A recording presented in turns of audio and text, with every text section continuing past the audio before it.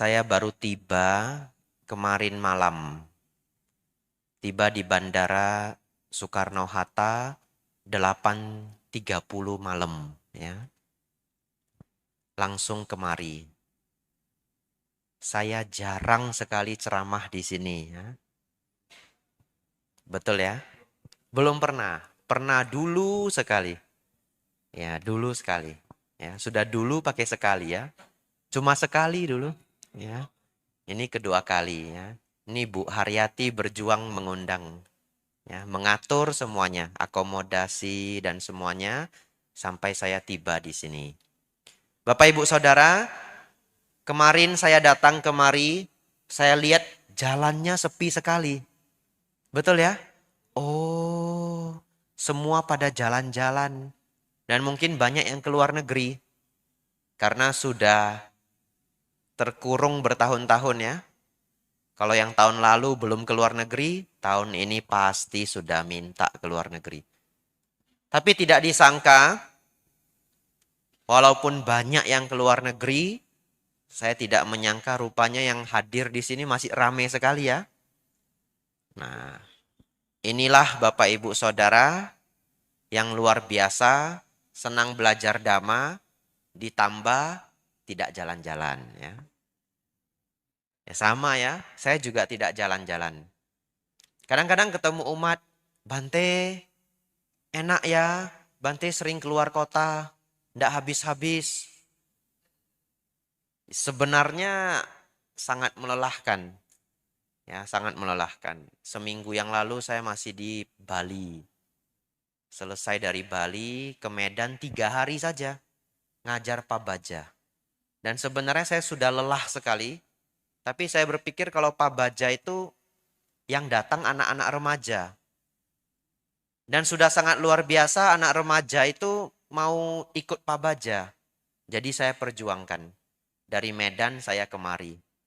Nah, Anda mungkin berpikir dari Bali ke Medan ke Jakarta. Seneng ya Bante? Tidak seindah yang Bapak Ibu bayangkan ya. Saya mau di kota apapun Bapak Ibu, saya itu hanya sebatas di wihara. Betul ya? Anda jangan berpikir Makassar, Balikpapan, tidak ya. Saya hanya berada di airport dan wihara. Seperti itulah hidup saya ya. Kan bisa jalan-jalan Bante? Bisa. Dari depan jalan ke belakang. Dari belakang jalan lagi ke depan ya. Kemarin saya tiba di sini saya jalan-jalan Bapak Ibu. Saya keliling ini. Nah hanya sebatas ini nah lihat. Ya, sebatas pagar kuning itu. Nah, jadi itulah jalan-jalan saya selama 9 tahun terakhir ya. Ketika di karantina COVID kemarin, saya pulang dari Thailand, saya harus dikarantina 10 hari di hotel. Ya, dan yang mencarikan hotel ada seorang dokter, umat Buddha, dia carikan hotel dan waktu itu sulit mencari hotel. Yang murah habis semua. Jadi ternyata cara nyari hotel untuk COVID kemarin itu dimulai dari yang paling murah, habis. Naik lagi 600.000, habis. Yang 700, habis. Habis semua. Sisa yang 1 juta sehari. 10 hari 10 juta. Tapi apa boleh buat?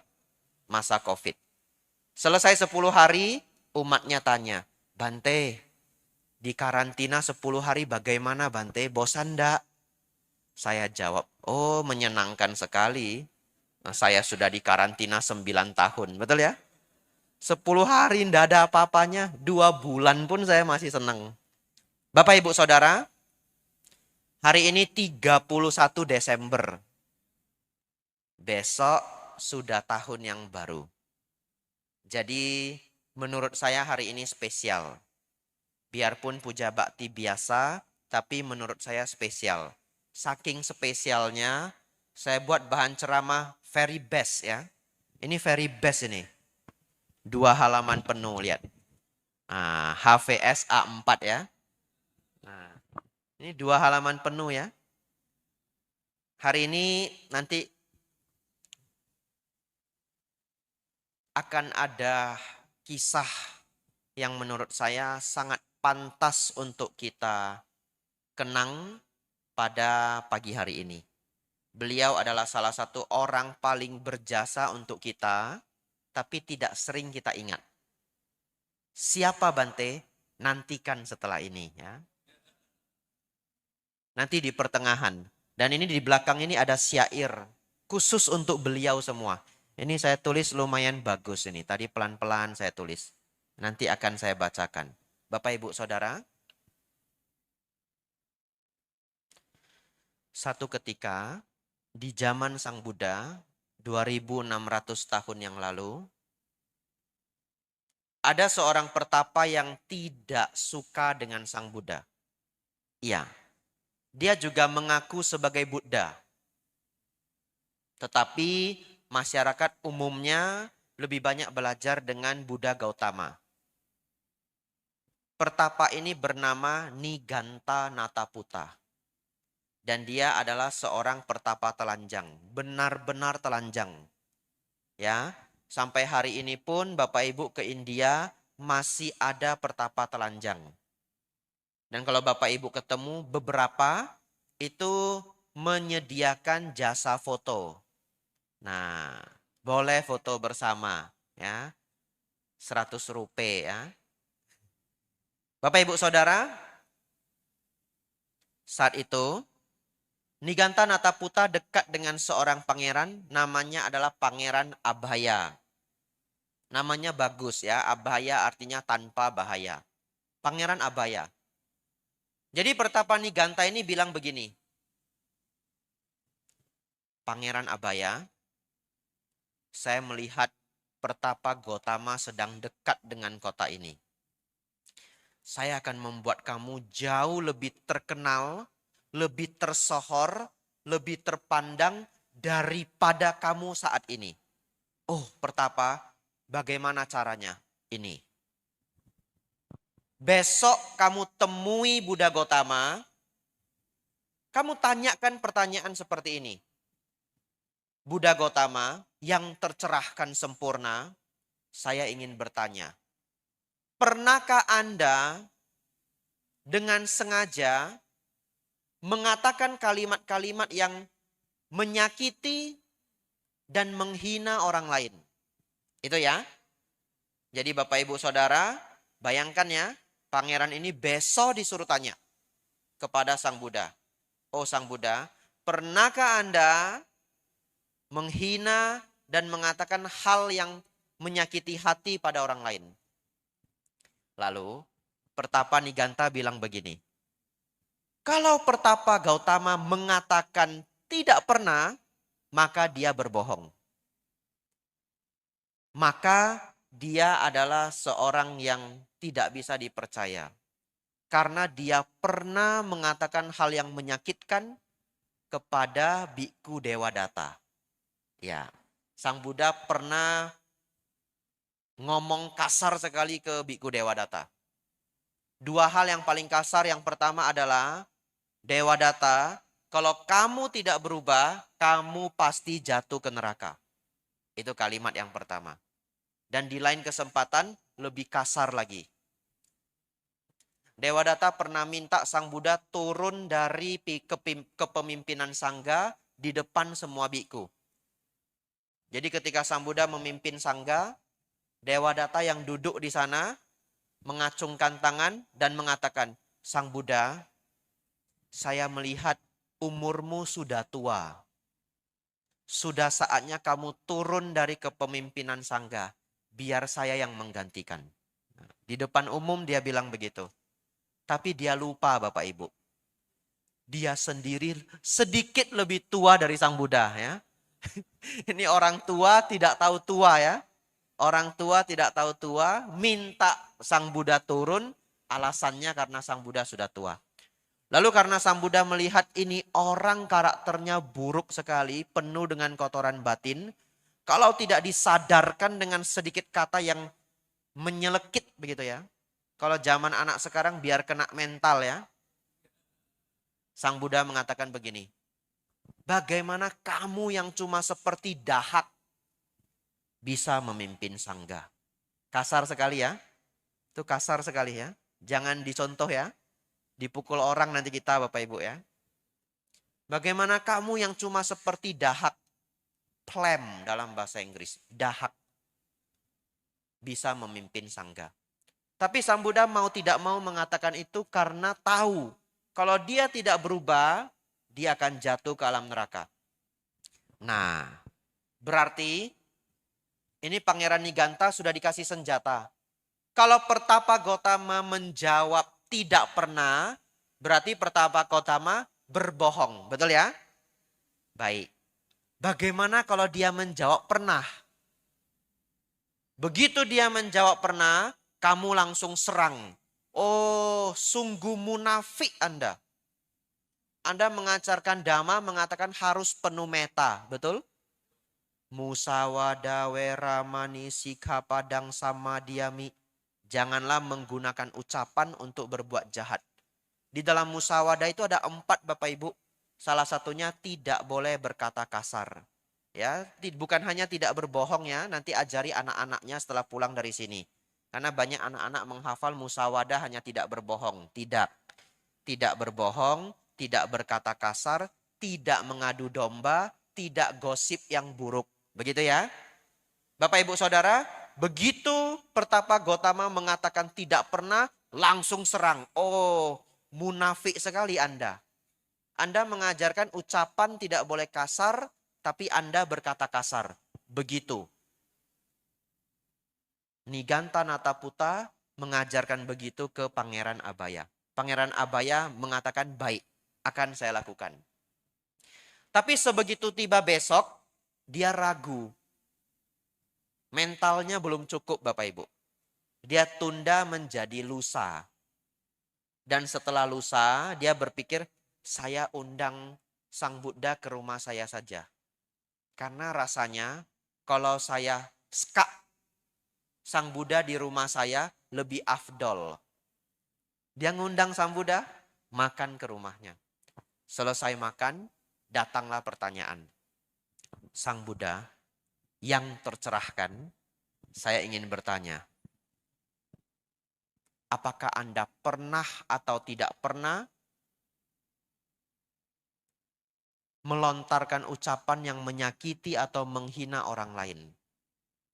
Bapak Ibu Saudara, apa jawab Sang Buddha? Nah, jawab tidak pernah juga salah ya. Jawab pernah juga salah ya. Kalau Bapak Ibu mau jawab apa coba? Sebentar ya. Saya ada kegiatan, angkat HP ya. Pura-pura nelpon terus hilang. Tapi bagaimana Sang Buddha menjawab ini ya? Luar biasa Bapak Ibu ya. Sang Buddha menjawab.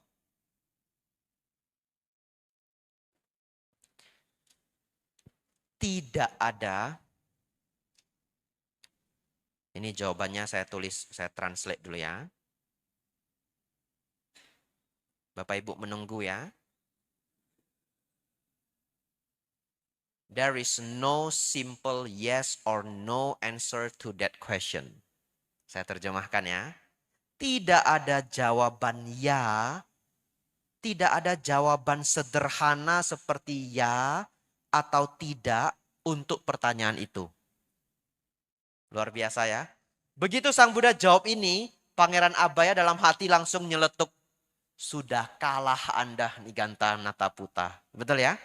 Tapi Sang Buddha melanjutkan. Pangeran, saya ingin bertanya.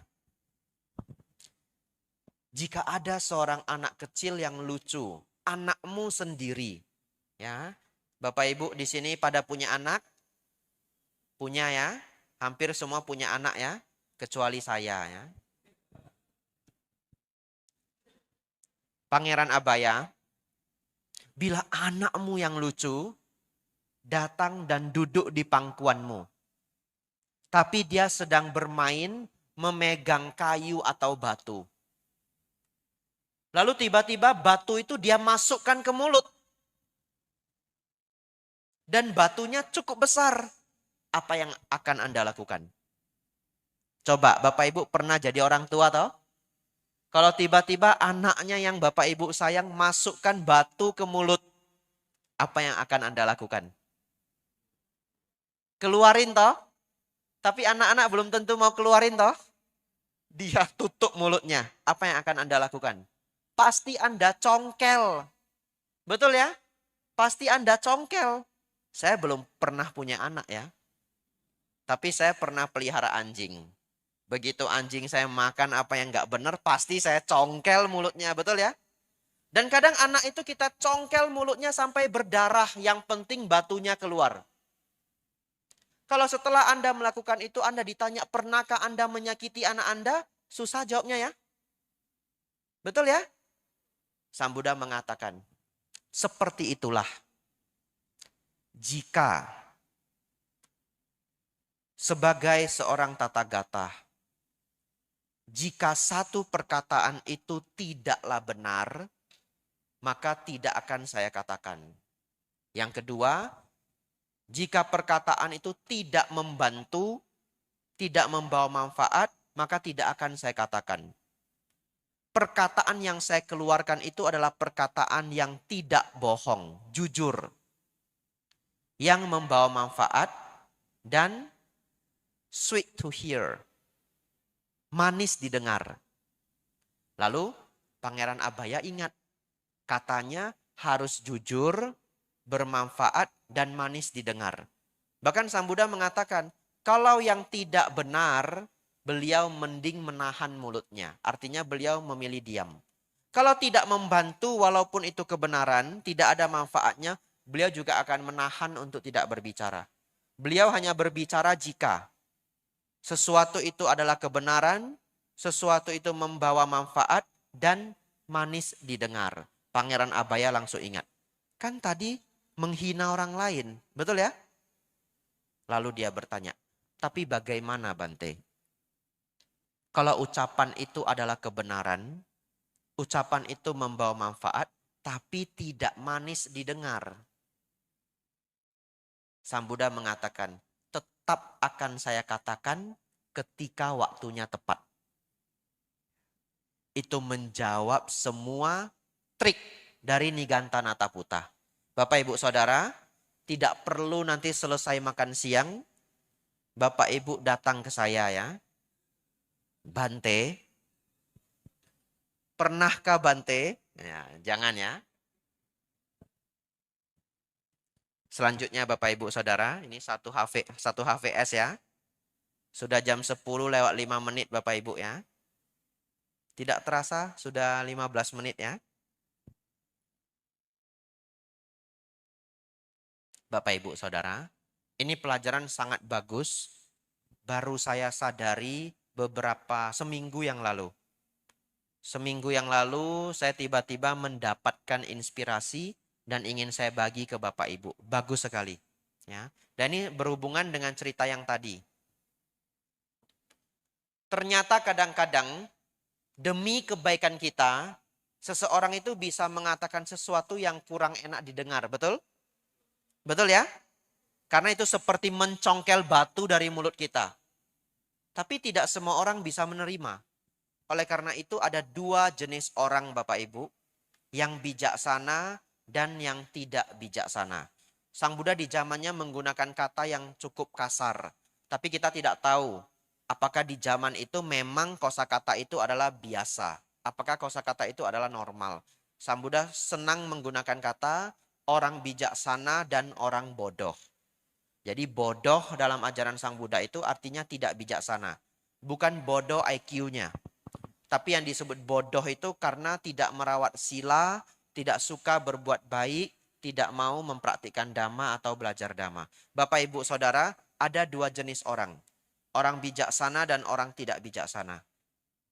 Kalau kita ganti bahasanya, orang besar dan orang bodoh. Orang bodoh Bapak Ibu Saudara yang tidak bijaksana selalu melihat saran, kritik, dan omongan sebagai hinaan.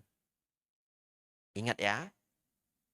Kalau Bapak Ibu pernah ketika diberi saran sama orang, diberi omongan, diberi kritikan, kemudian Anda muncul pemikiran, dia hina saya ya. Sepertinya dia merendahkan saya ya. Maka Bapak Ibu, saya terus terang, saya pun pernah. Saya pikir Bapak Ibu hidup selama ini pasti pernah mengalami ini. Ya, apakah sekarang, apakah dulu waktu remaja, apakah dulu waktu kecil. Tapi kalau kita mendapatkan omongan kemudian kita marah, kita merasa dihina, artinya pada saat itu kita sedang tidak bijaksana. Sedangkan sebaliknya, orang besar mengambil saran, kritik, omongan sebagai pelajaran. Bahkan lebih ekstrim lagi Bapak Ibu. Kadang ada orang yang tidak suka sama kita. Benci sama kita. Karena dia benci sama kita, apapun yang dia lihat dari kita itu semua jeleknya aja. Betul ya? Iya. Lalu satu ketika dia datang ngomong-ngomong di kantor. Kita lagi duduk. Ada loh ya orang ya, hebat sekali. Setiap hari datang itu pasti 15 menit setelah masuk kerja. Mentang-mentang pangkatnya tinggi. Jadinya kita semua harus nunggu. Kita disindir-sindir Bapak Ibu. Contoh ya. Contoh kan tidak pakai nama. Tapi yang telat 15 menit sehari setiap hari cuma kita. Kesal enggak Bapak Ibu dibegitukan? Umumnya kesal ya. Umumnya kesal. Jarang ada orang dibegitukan bahagia. Wah, saya dicela. Terima kasih. Enggak ada orang seperti itu ya. Mungkin yang seperti itu seorang anagami atau seorang arahat. Umumnya kesal. Tapi pertanyaan saya, apa yang dia lontarkan itu benar atau tidak benar? Kadang-kadang orang yang membenci kita, tidak suka dengan kita, itu menunjukkan kelemahan kita. Dan dia adalah orang paling jujur. Kita datang ke teman baik kita. Kayaknya tadi saya ngomong agak kasar ya. Menurut kamu gimana? Enggak sudah pas, sudah bagus, biasa aja kok. Memang dia yang salah. Enggak apa-apa ya ngomong begitu ya? Enggak apa-apa. Di depan kita ya. Pas teman kita ngumpul-ngumpul kita enggak ikut. Dia itu ngomong kasar sekali. Stres saya. Itu karyawannya dimarahi kasar sekali. Dia yang marah, saya yang takut. Nanti masuk SCTV. Seorang bos ditikam karyawannya 12 kali. Bersama temannya. Temannya kena getah ya. Bapak Ibu Saudara, teman kita sendiri kadang tidak bisa menunjukkan kelemahan kita. Tapi kadang ada orang, dia sebenarnya tidak suka sama kita. Datang dia ke kita. Kamu ini ngomong kasar sekali. Tidak mikir kalau orang sakit hati. Panas kita ya. Tapi itu benar enggak? Misalkan ya, ini enggak ada nama, enggak ada contoh ya. Biar saya saja jadi contohnya enggak apa-apa. Rela berkorban saya Bapak Ibu ya. Dia ngomong begitu, mungkin Bapak Ibu sakit hati. Tapi ini ilmu pagi hari ini. Ini ilmu mahal Bapak Ibu ya. Setelah sakit hati, panas, marahnya berkurang, apa yang diucapkan itu coba direnungkan. Ya, iya ya. Ya, nggak usah ngomong kasar begitu dah. Ngomong baik-baik juga mereka dengar. Nanti tak kurangi intensitasnya. Begitu ya. Dia kurangi intensitasnya Bapak Ibu, kasarnya tinggal 50% ya. Kena tikam tinggal 6 ya. Yang tadi 12. Ya, contoh saja Bapak Ibu ya. Bapak Ibu Saudara jangan lupa orang bodoh mendengar omongan, hinaan dan saran sebagai hinaan. Bapak Ibu pulang dari sini mendengar omongan dari depan, dari belakang, janganlah terlalu marah. Ambil itu sebagai pelajaran. Kalau benar kita berubah. Kalau tidak benar Bante, senyum saja. Ya. Karena jadi manusia itu memang seringnya begitu. Kalau duduk membicarakan orang, berdiri dibicarakan orang. Betul ya? Senyum saja, tidak apa-apa. Bapak Ibu Saudara, ini bagus ini ya. Kenapa Sang Buddha begitu marah ke Bhikkhu Dewadatta? Karena Bhikkhu Dewadatta itu punya satu penyakit. Bagi saya ini adalah penyakit yang paling tidak pantas dimiliki oleh umat Buddha. Saya cerita ini ke banyak provinsi. Nanti Bapak Ibu dengar rekaman video saya ulang-ulang ini tak angkat-angkat. Kenapa? Karena ini penting sekali. Karena Biku Dewa Data itu pecemburu Bapak Ibu. Ya, dia sangat cemburu, sepupunya sendiri, keluarganya sendiri menjadi pimpinan sangga, dihormati bahkan oleh para raja. Sang Buddha dulu dihormati oleh para raja. Raja Bimbisara, Raja Prasenadi. Beliau dipuji oleh orang-orang besar. Anathapindika, Ibu Wisaka. Dan beliau bahkan punya murid yang orang-orang hebat. 1000 pertapa jatila. Zaman Sang Buddha dulu 1000 pertapa jatila itu adalah 1000 pertapa yang paling dihormati. Dan 1000 pertapa itu akhirnya semua menjadi murid Sang Buddha. Dia cemburu sekali. Saking cemburunya dia berulang kali mau membunuh Sang Buddha. Yang pertama dengan melepaskan gajah liar. Yang kedua dengan menggulingkan batu dari jurang. Bapak Ibu Saudara, kenapa saya mengatakan cemburu itu adalah yang paling tidak pantas dimiliki oleh umat Buddha?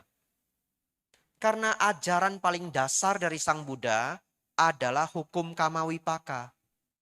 Setiap sebab ada akibatnya. Kalau kita lihat seseorang hari ini pintar, dapat juara 1, beasiswa dari SMP sampai SMA. Kemudian tamat SMA dapat beasiswa kuliah ke luar negeri. Bukankah itu hasil belajarnya sendiri? Betul ya? Tidak ada orang bisa beruntung bertahun-tahun seperti itu tanpa belajar. Tidak bisa. Tidak akan mungkin. Kita hanya melihat ketika dia sukses, masuk koran, menerima beasiswa untuk Universitas Nanyang University Singapura, daftar namanya. Kalau di Kota Medan begitu. Setiap tahun ada daftar nama yang masuk beasiswa NY di Nanyang University. Kalau kita melihat itu, hebat ya dia ya. Beruntung ya. Sebenarnya saya juga bisa. Saya cuma tidak belajar aja. Betul ya? Kalau saya belajar, lu itu nggak ada apa-apanya. Gitu ya? Nah itu Bapak Ibu Saudara. Tapi kenyataannya dia dapat enggak? Enggak dapat. Karena dia tidak belajar. Ya memang betul kalimatnya. Kamu ini beruntung aja ya. Kalau saya sempat saya belajar, ini saya yang masuk ini. Karena dia cemburu. Bapak Ibu Saudara, orang yang ngerti hukum karma, aneh kalau dia cemburu. Karena setiap kesuksesan orang adalah hasil kerja kerasnya sendiri. Anda mungkin melihat dia kerja sukses luar biasa hari ini. Yang tidak Anda lihat adalah ketika dia bekerja, tidur hanya 4 jam sehari. Betul Bapak Ibu? Tapi maksud saya cemburu ini, maksudnya adalah ketika melihat orang yang lebih sukses, yang lebih pintar, yang lebih maju ya. Saya tidak ada hubungan dengan cemburu suami ke istri, istri ke suami, pacar ke pacar ya. Bagian romantis-romantis saya tidak urus ya. Supaya nanti kalau suaminya takut istrinya cemburu, dia bilang begini, kamu ngapain cemburu? Kamu bukan umat Buddha yang baik. Begitu ya. Wah, kalimat saya dipakai ya. Tidak ya. Cemburu yang saya pakai ini hanya mengenai lebih sukses, lebih pintar, lebih maju, lebih beruntung. Masalah romantis-romantis saya tidak ikut ya.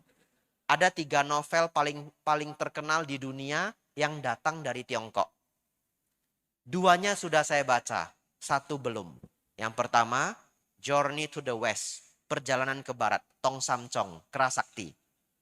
Kita sudah lihat ya, lebih kurang semuanya ya. Yang kedua adalah Samkok, Quan Kong, Three Kingdoms. Ini adalah novel terbaik sepanjang sejarah Tiongkok. Yang ini juga sudah saya baca. Yang 3 belum saya baca, Sampai Eng Tai.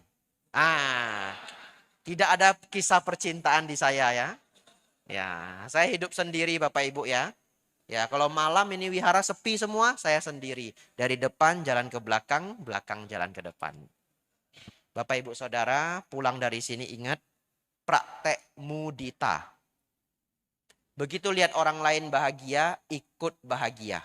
Itu resep untuk menjadi orang bahagia.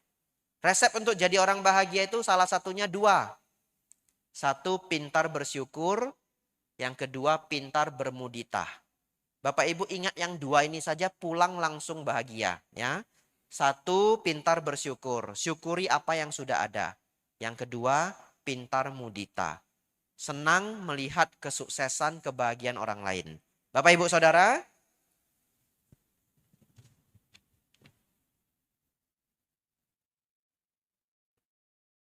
bagian terakhir ya. Hari ini tanggal berapa? Tutup tahun. Saya akan mengangkat kisah ketika Sang Buddha tutup tahun. Ada ya, tapi bukan Sang Buddha old and new ya. Tutup tahun Sang Buddha adalah Mahaparinibbana. Beliau wafat. Ini terakhir bagian bagaimana beberapa kisah menjelang beliau wafat. Dan ada satu biku yang sangat saya kagumi, akan kita angkat kisahnya pagi hari ini sebagai kenangan untuk kita. Bapak Ibu Saudara, mendekati wafat, Sang Buddha mengumpulkan para biku, lalu beliau berkata begini, para biku, setelah kepergianku, jadikanlah Dhamma dan Winaya sebagai guru kalian. Dan bila ada aturan-aturan kecil yang sudah tidak sesuai, boleh Anda tinggalkan. Itu pesan Sang Buddha mendekati beliau wafat. Sangat bijaksana. Yang pertama, beliau tidak mengangkat pengganti. Betul ya? Siapa guru kita semua? Dhamma dan Winaya sebagai guru kita. Yang kedua, beliau tahu kalau zaman bisa berubah. Maka beliau mengatakan boleh meninggalkan beberapa peraturan kecil. Contoh apa peraturan kecil? Contoh, di zaman Sang Buddha dulu, kalau orang datang ke biku mengenakan sandal atau sepatu, tidak boleh diberikan dhamma. Ya, kenapa? Zaman itu datang ke orang pakai sepatu, pakai sandal itu tidak sopan. Zaman sekarang terbalik Bapak Ibu. Bapak Ibu ke kantor polisi mau mengurus SIM, harus pakai sepatu. Bapak Ibu pakai sandal disuruh pulang, betul ya? Kalau enggak itu sewa di depan. Ada orang sewa sepatu. Ya, saking kreatifnya ya. Nah, kalau Bapak Ibu bawa teman, nah itu sepatu temannya pinjem. Jadi Bapak Ibu Saudara, kalau sekarang saya duduk di wihara, anteng-anteng duduk ya, sore-sore, ada orang tidak dikenal datang ke saya pakai sepatu, terus dia tanya. Kalau yang nggak kenal itu panggilannya lucu-lucu. Biksu selamat sore. Kadang Pak Biksu selamat sore. Betul, panggilannya unik-unik. Jadi dari panggilan itu saya tahu kalau dia bukan Buddhis. Suhu selamat sore ya. Ada satu yang paling lucu seumur hidup saya. Susah saya jawabnya. Mau jawab salah nggak jawab salah. Oh Buddha selamat sore kata gitu. Iya betul. Tapi kan betul ya, saya agama Buddha betul ya. Dia bingung mau manggil saya apa. Saya di Wihara Mendut sore-sore. Buddha selamat sore. Ya Pak selamat sore. Jawab juga ya. Kalau enggak nanti dibilang apa? Itu Buddha sombong sekali ya. Buddha selamat sore. Iya Pak ada apa? Buddha boleh saya bertanya? Wah sudah mencapai nibbana saya. Pak jangan panggil Buddha. Itu guru saya. Panggil apa? Panggil apa aja boleh. Pak ya boleh. Tak bilang begitu ya. Ya, kenapa saya bilang Pak ya boleh? Karena Bante itu artinya yang mulia. Kan tidak nyaman saya minta orang manggil saya yang mulia. Kecuali umat Buddha. Kecuali dia nanya, biasa dipanggil apa Pak? Oh kalau umat Buddha manggil saya Bante. Ngerti maksudnya ya? Ya, panggil Pak ya juga boleh. Bapak Ibu Saudara, pernah saya capek sekali ya pulang dari luar kota. Karyawan wihara manggilin tukang pijat ke saya. Bapak-bapak sudah tua, umur 50-an. Karena saya sudah capek sekali, besok harus berangkat ke luar kota. Bapak Ibu Saudara, saya dapat panggilan terbaru. Nah, ini new edition ya. Karena kan dia lebih tua dari saya, umur 50-an. Saya dipanggil Mas Bante. Bapak Ibu Saudara,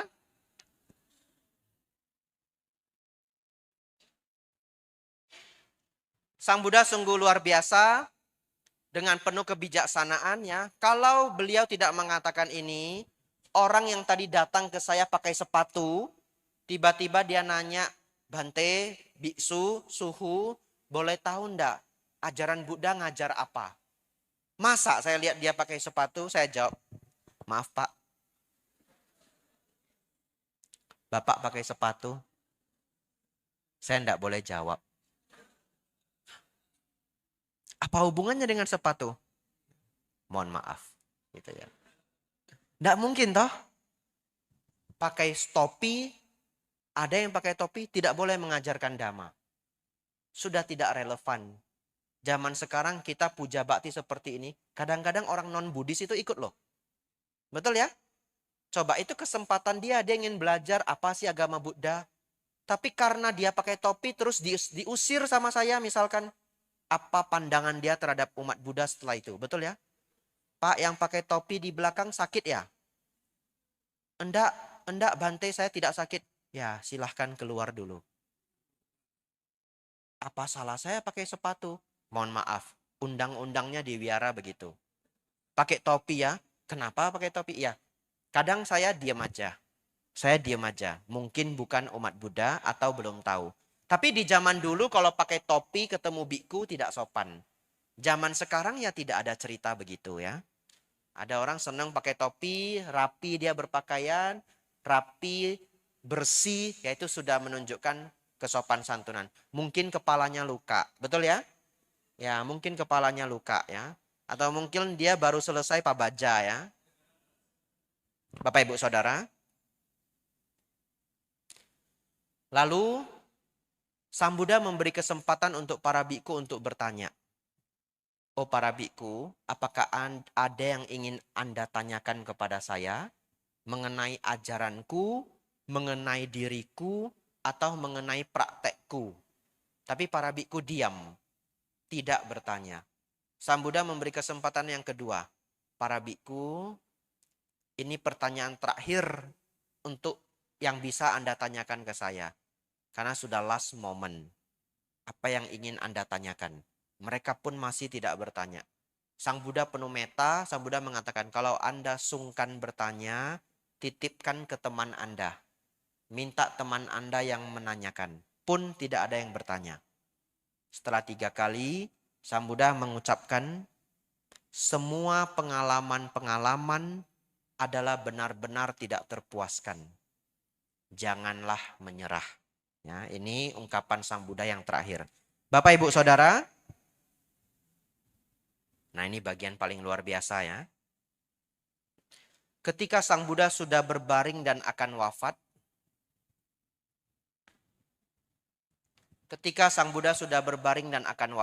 beliau menanyakan satu pertanyaan. Apa pertanyaan itu? Di manakah Ananda? Sedih sekali ya. Di manakah Ananda? Bapak Ibu tahu Ananda di mana? Ananda pergi jauh dari Sang Buddha sembari menangis. Ya, karena beliau belum mencapai arahat. Seorang arahat tidak bisa bersedih.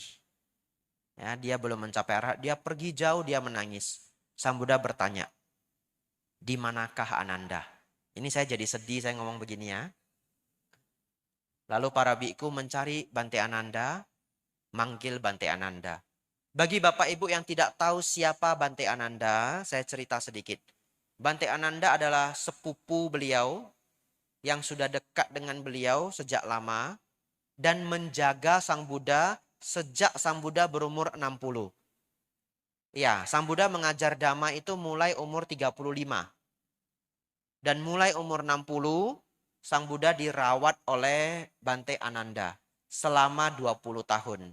Sang Buddha wafat di umur ke-80. Bahasa palinya parinibbana.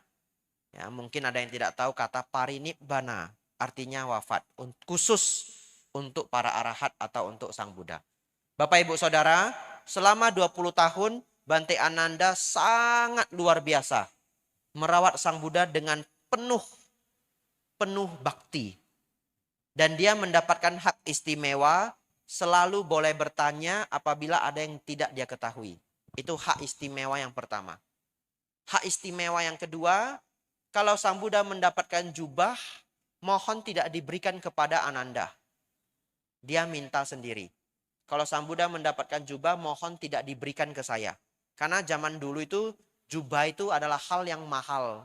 Kain masih sangat mahal. 2.600 tahun yang lalu.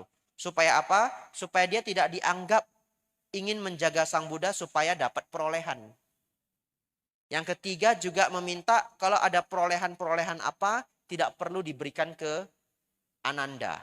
Beliau minta sendiri. Bapak, Ibu, Saudara, kalau kita melihat Sang Buddha, sering Sang Buddha ditemani oleh 2 murid. Yang sebelah kanan Bapak Ibu adalah Bante Sariputta. Yang belum tahu silahkan hafal ya. Bante Sariputta adalah tangan kanan Sang Buddha, murid unggulan Sang Buddha yang paling bijaksana. Sebelah kiri adalah Bante Moggallana yang paling sakti. Beliau berdua adalah sahabat. Tapi Bapak Ibu lihat bagaimana Sang Buddha meletakkan kedua murid beliau. Tangan kanan itu adalah Bante Sariputta. Jadi Bapak Ibu Saudara, kebijaksanaan itu ada di atas kesaktian. Ya, kebijaksanaan itu selalu ada di atas kesaktian. Kenapa? Karena kesaktian itu mungkin hanya bisa nolong orang sekali. Kalau ada orang mau jatuh ke jurang, Bapak Ibu punya kesaktian, angkat dia dari jurang. Contoh ya. Tapi kalau kebijaksanaan, itu menolong orang hingga dia mencapai nibbana. Bukan satu kali, tapi sampai dia lepas dari samsara. Kalau Bapak Ibu ketemu orang sulit, Bapak Ibu kasih uang, Bapak Ibu bantu 1 kali. Betul? Tapi kalau Bapak Ibu sudah kasih uang, kasih kebijaksanaan. Ajari gimana jadi orang. Kamu cari kerjaan yang bagus, bosnya baik, kamu tidak boleh tidak jujur. Selama bekerja kamu harus jujur. Kenapa? Supaya nama kamu baik. Kalau nanti kamu sudah punya tabungan, kamu mau jualan, tidak ada orang yang takut sama kamu. Kita ajari dia kebijaksanaan. Itu akan menolong dia untuk waktu yang lama. Bapak, Ibu, Saudara, tapi ada satu orang yang kita lupa. Semua parita yang Bapak Ibu baca umumnya diturunkan oleh Bante Ananda. Setiap Bapak Ibu baca parita ada kalimat ewang me sutang. Artinya demikianlah yang ku dengar. Kalimat itu datang dari Bante Ananda. Menjaga Sang Buddha 20 tahun. Saya pikir mungkin baiknya ya. Jika mau ya. Tapi tidak lumrah. Di mana-mana tidak lumrah. Mungkin harus ada biku 1 di sebelah kanan Sang Buddha deket-deket Bante Ananda. Betul ya? Biar jadi 3. Tapi Bante saya kok lihat wajah Bante Sariputta sama Bante Moggallana kok sama ya? Betul ya? Maklum Bapak Ibu ya. Cost production Bapak Ibu ya. Biar hemat cetaknya ini 1 cetakan. Kalau Bapak Ibu ke Thailand mau beli ini, Moggallana, Bante Sariputta, di Thailand tidak boleh bilang beli. Harus bilang sewa. Ya, kalau beli dia langsung jawab, enggak jual. Orang Thai merasa jual Buddha Rupang itu karma buruk. Mai kai kap, enggak jual. Kalau sewa namanya chow. Nah, jadi kalau Bapak Ibu masuk ke toko, mi kai pra putarup mai, ada jual Buddha Rupang, mai kai kap, enggak jual katanya. Harus bilang, chow dai mai, sewa boleh? Sewa boleh ya. Bapak Ibu Saudara, kalau Bapak Ibu ke tempat jualan Buddha Rupang, kalau kita tanya, ada Bante Moggallana, Bante Sariputta, ada katanya. Dia bawa ke belakang gudang. Semua biku berbaris wajahnya sama semua Bapak Ibu ya. Bukan berpasang-pasangan ya. Oh ini Bante Moggallana, Bante Sariputta rame sekali ya. Terus yang mana Bante? Yang Bante Sariputta bolak-balik sama saja. Bapak Ibu Saudara. Satu biku yang sering terlupakan pada hari ini 31 Desember kita tutup tahun. Mari kita mengenang beliau dan juga kualitasnya. Mengenang beliau adalah budi bagi kita, menjadi murid-murid yang punya bakti, punya budi, dan mempraktikkan karakter beliau. Nanti Bapak Ibu ikuti. Ini ungkapan Sang Buddha langsung. Saya catat, tidak saya ubah. Hanya sudah diterjemahkan. Bapak Ibu dengan kusyuk, fokus mendengarkan. Setelah Ananda mendekati Sang Buddha, dia hapus air matanya, lalu dia namaskara. Sang Buddha mengatakan ini, Ananda, janganlah bersedih. Ingatlah apa yang selama ini saya ajarkan. Sejak dari sangat awal, bahwa setiap orang yang kita cintai, semua yang kita sayangi, akhirnya akan mati. Tubuhku ini akan mati seperti yang lainnya. Ananda, sahabatku, untuk sepanjang tahun-tahun ini kita telah bersama.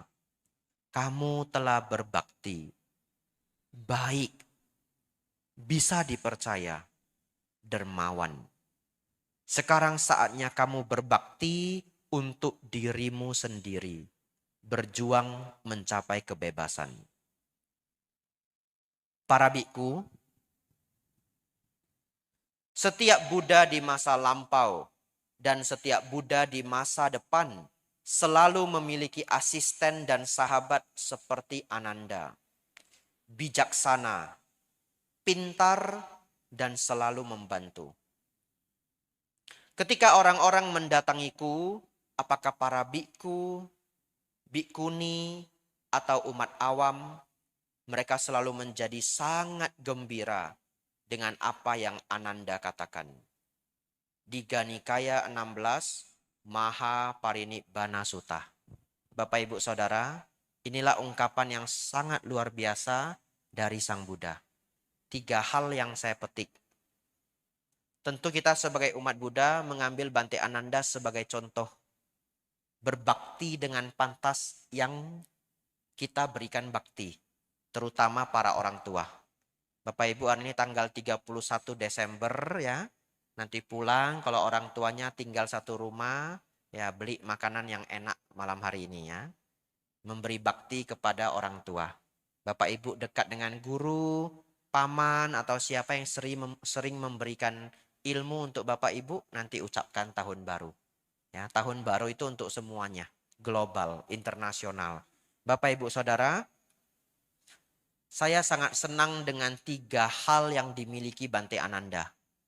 Tadi Sang Buddha memuji, bijaksana, pintar, dan selalu membantu. Ini sangat luar biasa ya. Jadi Bapak Ibu, kita tiru beliau. Be wise, be kind, and be smart. Ya, be wise, be smart, and be kind. Jadi orang bijaksana, pintar, dan baik hati. Bhante Ananda sangat luar biasa. Walaupun beliau dekat dengan Sang Buddha, beliau adalah biku yang paling ramah. Setiap umat datang meminta nasihat, beliau selalu sangat ramah. Tetapi tidak semua biku ramah, Bapak Ibu ya. Jangan heran. Ada biku yang sama sekali tidak ramah. Di zaman beliau adalah Bhante Mahakassapa. Kalau Bapak Ibu hari ini ketemu, ngobrol setengah jam, 15 menit. Susah sih ngobrol sama beliau setengah jam ya. Mungkin 3 menit ya. Bapak Ibu sudah ngobrol 3 menit. Besok ketemu lagi, beliau seakan-akan tidak kenal Bapak Ibu. Ya. Supaya apa? Supaya beliau tidak terganggu. Beliau senangnya menyendiri, mempraktikkan samadhi. Jadi kalau Bapak Ibu ketemu biku, kemarin sudah ngobrol, hari ini kok kayak enggak kenal. Nah, murid Bhante Mahakassapa ya. Jangan marah ya. Ini Bhantenya sombong sekali ini. Enggak jadi saya kasih dana makan, enggak jadi. Biar kurus aja, gitu ya. Jangan ya. Ya, beliaunya hanya tidak suka diganggu. Mungkin beliau meniru Bhante Mahakassapa. Tapi ada biku yang ramah sekali. Nah ini, mengikuti Bhante Ananda. Bapak Ibu Saudara, 50 menit sudah ya. Tidak terasa. Katanya ada tanya jawab ya. Boleh kita tanya jawab, masih ada waktu. Nah, terakhir ya. Dari tadi terakhir Bhante tidak habis-habis ya. Karena saya lihat Bapak Ibu semangat, jadi saya tambah lagi ya. Itu karakter saya. Jadi saya datang ke wihara itu sebenarnya tidak nentu. Kalau umatnya sudah tidak mau dengar, 30 menit saya tutup. Betul ya? Sudah ngobrol, sudah main HP, saya panggil. Bapak Ibu, ayo fokus. Gak difokusin 30 menit, sabe sata. Lawan tuh. Iya, saya tutup. Saya pernah satu wihara 20 menit saya tutup. Betul ya? Tidak apa-apa, mereka dapat 20 menit itu cukup ya. Ya, sabe sata. Tapi kalau Bapak Ibu semangat seperti ini, 50 menit sudah. Terus Bante, terus ya. Ya, sampai jam 1 Bapak Ibu ya. Tidak makan saya ya. Belum sarapan saya Bapak Ibu. Ya, tadi saya tidak sarapan, makan siang saja. Terus Bante, terus ya. Sampai jam 1. Makannya besok ya. Bapak Ibu Saudara, ingat jangan cemburu ya. Setiap orang sukses karena perjuangannya. Tidak berjuang di kehidupan ini, itu perjuangannya di masa yang lampau. Tidak ada yang gratis di muka bumi ini. Semuanya kita buat sendiri. Jangan ego. Belajar menurunkan ego kita. Kalau orang egonya tidak tinggi, ciri-cirinya dia senang bertanya. Ciri-cirinya dia pintar mendengarkan orang lain. Ketika mendengarkan orang lain, dia mendengarkan sepenuh hati. Karena egonya tidak tinggi. Jadi kalau Bapak Ibu pas temennya ngomong, Bapak Ibu ingin ngomong, kalimatnya sudah di sini, betul ya? Itu mungkin adalah ego. Turunkan dulu egonya, orang lagi berbicara, dengarkan sepenuh hati. Kalau umat sedang berbicara, datang ke saya konsultasi atau minta nasihat, begitu dia bilang, Bante saya ada masalah, saya langsung begini, ada apa Bu? Dan saya diam. Kadang dia ngomong sampai 1 jam, saya diam. Ya. Ya, kalau 5 jam ya saya nggak bisa diam ya.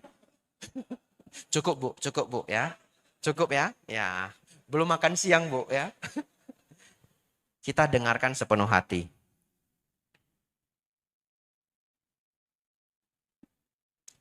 Terakhir, tutup ya. Ini tutup ini beneran ya.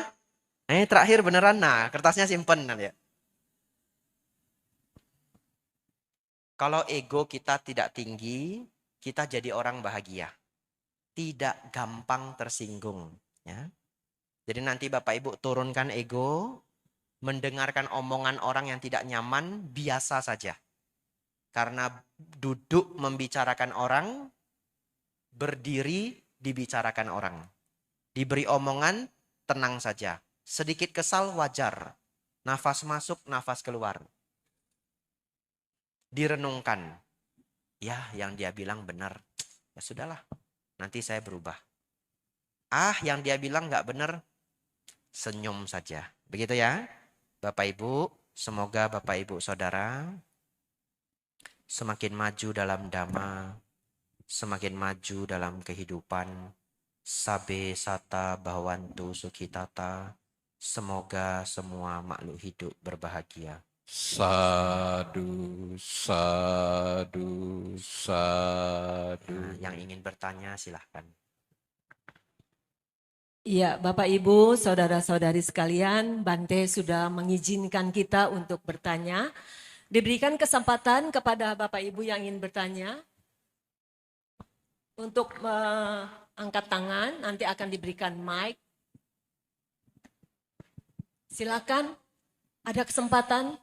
Satu, itu baju biru. 2 ya. saja cukup ya. Ya, boleh baju biru 1 ya. Ini Koko baju hitam 1.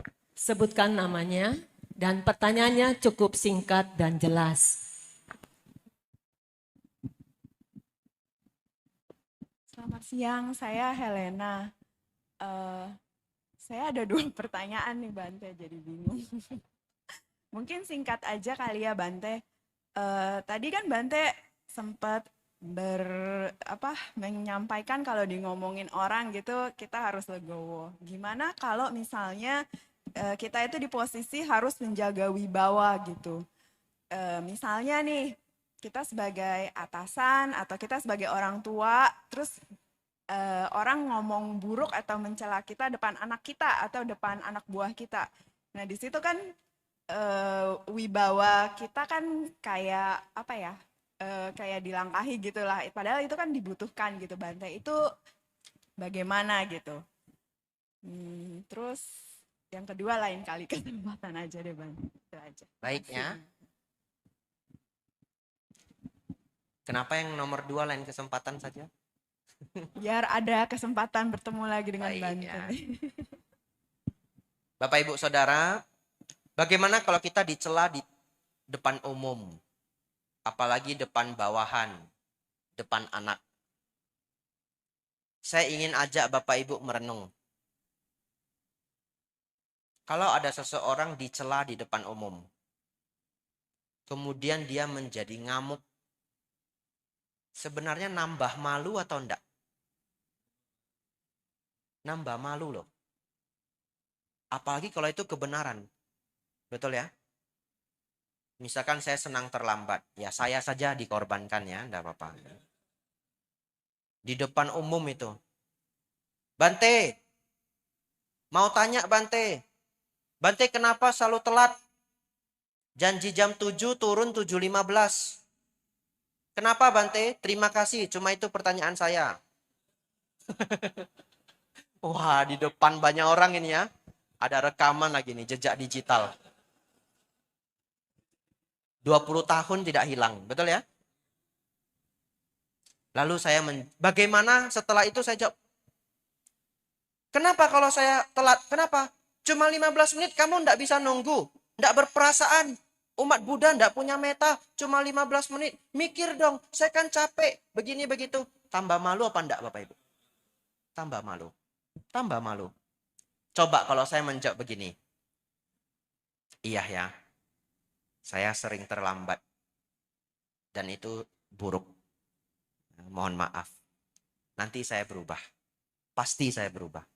Terima kasih sarannya. Malu? Malu 10%, betul? Ya, malu juga itu ya. Jejak digital. Nanti dipotong TikTok. Biku Abijato minta maaf ke umat VTBS. Gitu ya. Tetapi menurut saya, bereaksi dengan tenang itu selalu lebih berwibawa. Diem. Kalau ternyata itu terlalu mencela, kita bahkan tidak bisa berkata apapun. Diem saja. Karena diem itu bukan ya dan bukan tidak. Betul ya?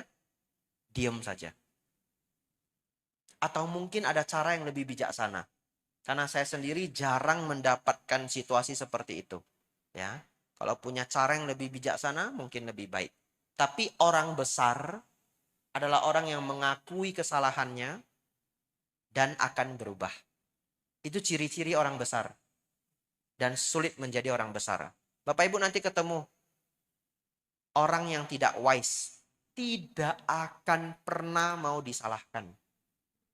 Yang salah itu selalu yang lain. Bukan saya yang salah. Dia yang salah. Kalau sudah nggak ada orang, yang disalahkan apa? Cuaca, angin, pemerintah, negara. Betul ya? Dia yang tidak pernah salah dirinya. Tapi orang besar itu selalu luar biasa. Sejak saya menjadi Pabajita, Bapak Ibu, saya sering ketemu orang besar. Bante Panyawaro, Bante Joti Damo, Bante Santacito, umat Buddha juga. Pengusaha-pengusaha besar tingkat provinsi, tingkat nasional. Dan Bapak Ibu tidak tahu. Semua ciri-ciri orang besar umumnya senang mendengarkan. Ketika kita berbicara tidak dibantah sedikit pun. Kalau dia membantah pun mungkin dalam hati. Tapi tidak dia keluarkan. Yang kedua, selalu mengatakan saya yang salah. Saya kemarin ke Bali. Ada umat putra tunggalnya menikah. Jangan dicari orangnya ya. Tidak saya beri nama ya. Atau Bapak Ibu tidak diundang juga ya. Kami datang ke sana, resepsi, para biku memberikan berkah, para biku memberikan anusasana, nasihat pernikahan. Di sana ayahnya dari mempelai pria, saya merasa luar biasa sekali. Dia berdiri di depan menyambut para tamu, dan dia sendiri adalah orang yang sangat besar ya. Dia ngomong begini, ya para tamu undangan, jika ada kesalahan-kesalahan, Orang IO bagaimana salah manajemen, Bapak Ibu dijemput kurang tepat waktu, atau apapun kesalahan baik yang besar maupun yang kecil, semua salahnya saya. Semua kesalahan saya karena saya mengkoordinirnya tidak sempurna. Saya mohon maaf sebesar-besarnya. Luar biasa ya. Begitu saya dengar ini, pantes dia jadi orang besar. Pantes. Saya yang salah. Nanti setelah ini Bapak Ibu rebutan ya. Ini sandal kenapa berserakan? Saya yang salah. Saya yang salah. Wah, datang Bapak Ibu susun. Itu sandal Ibu, bukan saya yang salah gitu ya. Sandal Ibu yang mana? Di sana. Loh, kok Ibu yang salah? Bapak yang salah? Enggak apa-apa, saya orang besar. Ya, tidak apa-apa. Kalau wibawa harus hilang sedikit tapi itu fakta, itu menjadi punishment untuk kita. Ya. Baik, Anumodana pertanyaannya.